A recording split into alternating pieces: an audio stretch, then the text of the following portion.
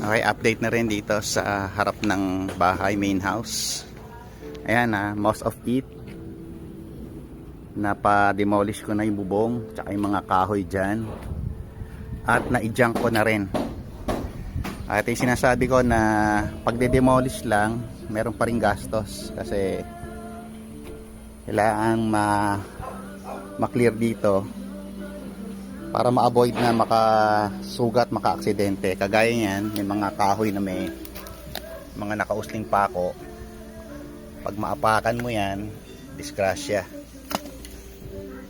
So 90% na ipa-junk na natin. Meron pang natitirang hindi natatanggal. Tapos yung ginagamit namin kuryente ngayon, isang kontador lang, no? Itong breaker ng electrical panel ng main house. Ayan, 3 linya yan. Sa 2, 3. Ito yung paakyat dito sa ginagawang nire-renovate na bahay. Isang breaker lang muna, isang kontador. Kaya bawas-bawas yan. Ito mga sira naman.